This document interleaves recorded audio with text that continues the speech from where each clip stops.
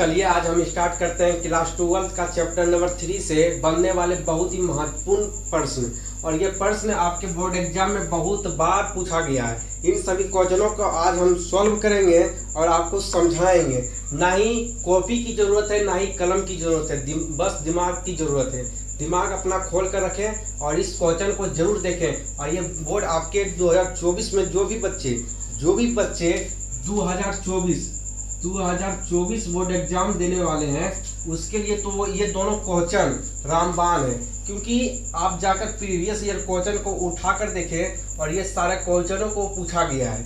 इन सभी क्वेश्चनों को यदि आप अभी से तैयार कर लेते हैं तो वादा नहीं, पूर्ण विश्वास में दिलाता हूं कि आप बोर्ड एग्जाम में अच्छा परसेंटेज लाने से आपको कोई भी नहीं रोक सकता है। तो चलिए हम समझते हैं विद्युत वाहक बल किसे कहते हैं। पहला नंबर तुम समझेंगे विद्युत वाहक बल किसे कहते हैं। पहला प्रश्न आपका है तो विद्युत वाहक बल किसे कहते हैं। तो दिल थाम कर बैठे रहे और कहीं जाइएगा मत और वीडियो को स्किप मत कीजिएगा।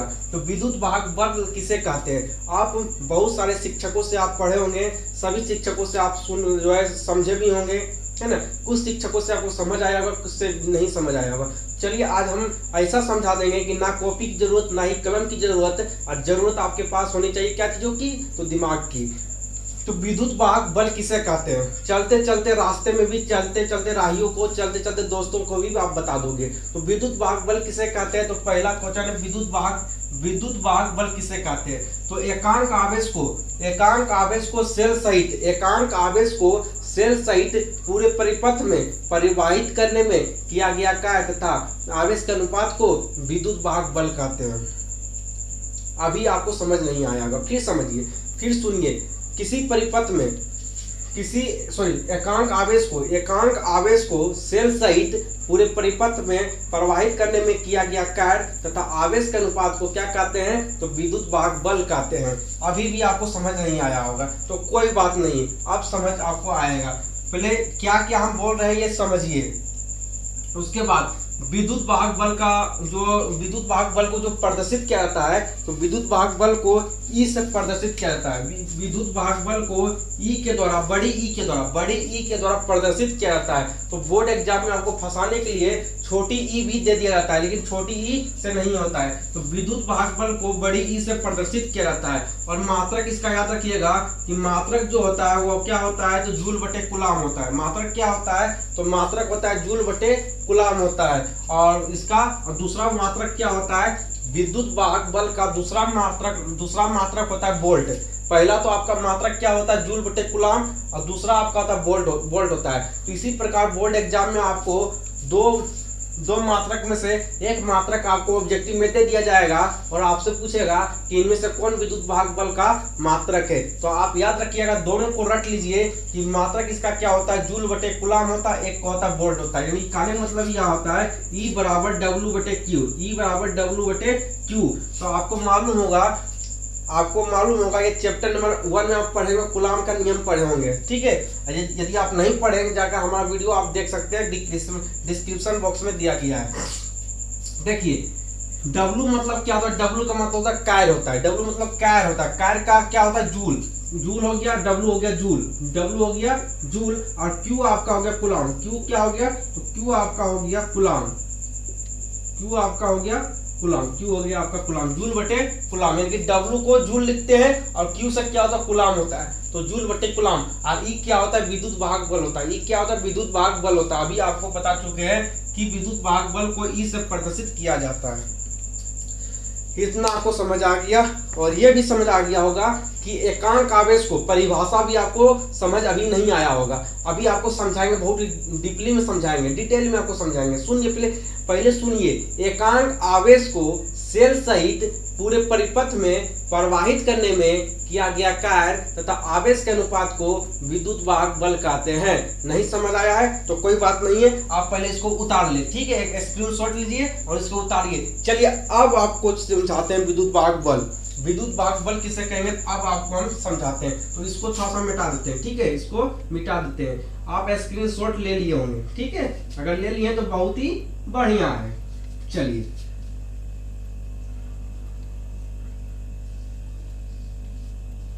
तेरी जीत मेरी जीत, तेरी हार मेरी हार, सुन ले मेरे यार, खाना पीना चाहते हैं। चलिए थोड़ा दोस्ती यारी का सॉन्ग सुना देते हैं आपको क्या। चलिए अब यहाँ समझना है हमको विद्युत वाहक बल के बारे में, इतना थोड़ा सा मिटा दिए हैं। और देखिए साइड में आपको फिगर भी दिख रहा होगा, साइड में आपको फिगर भी दिख रहा होगा, और फिगर के माध्यम से भी आप समझ सकते हैं। चलिए पहला नंबर क्या कहा जा रहा है कि एकांक आवेश को एक सेल लेंगे, क्या लेंगे, तो पहला नंबर एक सेल लेंगे। पहला नंबर हम क्या लेंगे, सेल और बैटरी। सेल और बैटरी में आपको अंतर बताए थे, सेल किसे कहेंगे, बैटरी किसे कहेंगे, आपको बता चुके हैं, बताने की हमें जरूरत नहीं है ना। अभी यहाँ पे बताने की हमें जरूरत नहीं है, सेल किसे कहेंगे, बैटरी किसे कहेंगे। इसमें आपको बैटरी लेने के लिए नहीं कहा जा रहा है, क्योंकि इसको हम नहीं लेंगे, हम क्या लेंगे, सेल लेंगे। सेल लेंगे, इनकी एक बैटरी, इनकी एक सेल लेंगे, एक क्या करेंगे, एक सेल लेंगे, जिस प्रकार आपको फिगर में भी दिख रहा होगा। तो मेरे पास यहाँ कोई सेल नहीं है, तो आपको समझाने के लिए हम जो है इंक का डब्बा ले लेते हैं, इंक का डब्बा हम ले लेते हैं। चलिए हम इंक का डब्बा ले लिए हैं, आपके सामने इंक का डब्बा आपको दिख रहा होगा। चलिए हाँ, चलिए आपको दिख रहा है, इंक का डब्बा आपको दिख रहा है। तो उसी प्रकार देखिए यहाँ पे क्या कहा जा रहा है कि एक यहाँ पे सेल बनाया है, एक यहाँ पे एक सेल होगा लगा हुआ, जिसे आपको चित्र में भी दिख रहा होगा, चित्र में भी आपको दिख रहा होगा। देखिए एक सेल लगा है, इस प्रकार एक आप सेल बना लीजिए, इस प्रकार आप एक सेल बना लीजिए। ये आपका हो गया, ये आपका सेल हो गया, ये आपका सेल हो गया। चलिए ये आपका हो गया, सेल हो गया, ये आपका सेल बन गया। ये जब आपका सेल बन गया, उसके बाद क्या होगा कि ये जो बड़ा वाला और ये छोटा वाला, ठीक है, बड़ा वाला, ये जो बड़ा वाला आपको दिख रहा है, ये आपका प्लस हो जाएगा, ये आपका प्लस हो जाएगा, ये आपका माइनस हो जाएगा। इससे प्लस वाले से क्या होगा, तो यहाँ से एक बैटरी, यहाँ पे एक स्विच लगेगा, जो कि स्विच वहां पे भी लगा होगा। इसी प्रकार से एक स्विच लगा दीजिए, एक स्विच मान लीजिए कि यहाँ से एक स्विच लेते हैं, इस प्रकार स्विच यहाँ पे, इस प्रकार यहाँ पे स्विच लगा देते हैं। क्या लगाते हैं, तो यहाँ पे स्विच लगा देते हैं। यहाँ एक स्विच लग गया, जब यहाँ से एक स्विच लग गया तो इससे माइनस वाला से एक तार ले जाएंगे और यहाँ पे एक बल्ब जलाएंगे। यहाँ पे क्या करेंगे, तो एक बल्ब को जला देंगे।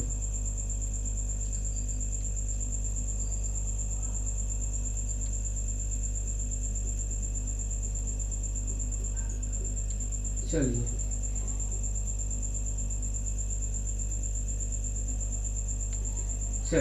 एक बल्ब यहाँ पे हम जो है जला दिए हैं, एक बल्ब यहाँ पे क्या हुआ, तो एक बल्ब यहाँ से जल गया, एक बल्ब यहाँ से जल गया, और इस स्विच को जाके बल्ब से जोड़ देंगे, इस स्विच को जाकर बल्ब से जोड़ देंगे। देखिए अब हम समझाने का मतलब मेरा क्या था, आप समझिए इतना हम डीपली में क्यों आपको ले जा रहे हैं। हम तो चाहते तो आपको परिभाषा बता के निकल जाते। देखिए पहला नंबर क्या कहने का मतलब क्या है, एकांक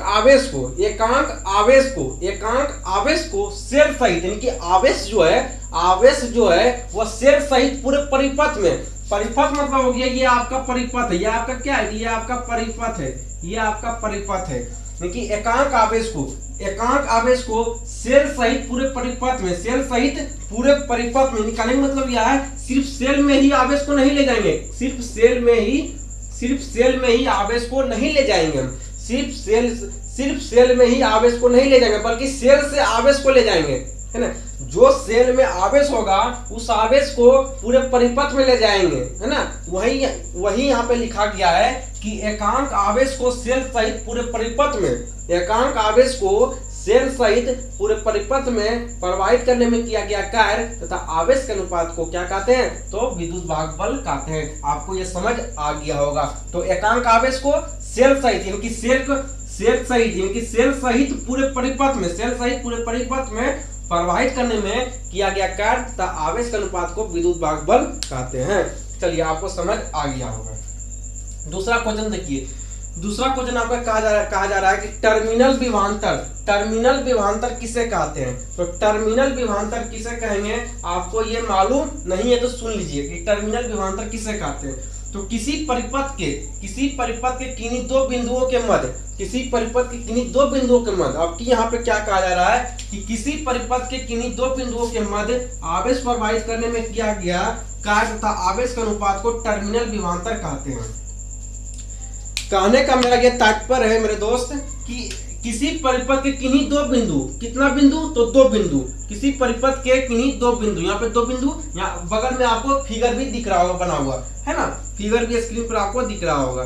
तो यहाँ पे क्या हुआ, दो बिंदु, किन्हीं दो बिंदुओं के मध्य आवेश प्रवाहित करने में, किन्हीं दो बिंदुओं के मध्य, ये बिंदु और इस बिंदु के मध्य प्रवाहित करने में आवेश, यानी कि सुनिए, किसी परिपथ के किन्हीं दो बिंदुओं के मध्य, तब दो बिंदु, एक बिंदु ये हो गया, एक बिंदु ये हो गया। अब इसके बीच क्या, इस दोनों बिंदु के बीच क्या करेंगे, इस दोनों बिंदु के बीच क्या करेंगे, तो आवेश को प्रवाहित करेंगे। तो जब आवेश को प्रवाहित करेंगे, जब यहां से हम आवेश को प्रवाहित किए हैं, देखिए जब हम आवेश को यहां से प्रवाहित किए हैं तो यहाँ पे आवेश गया है, इस इधर से गया है, तो ये क्या प्रतिरोध, ये क्या है, तो आपका आर मतलब होता है प्रतिरोध, आर मतलब होता है प्रतिरोध, तो ये प्रतिरोध हो गया। और यहाँ पे क्या है, एक बैटरी लगा है, यहाँ पे क्या लगा, एक सेल लगा है, यहाँ पे एक सेल लगा है, तो ये बड़ा वाला आपका प्लस हो गया, ये छोटा वाला माइनस हो गया।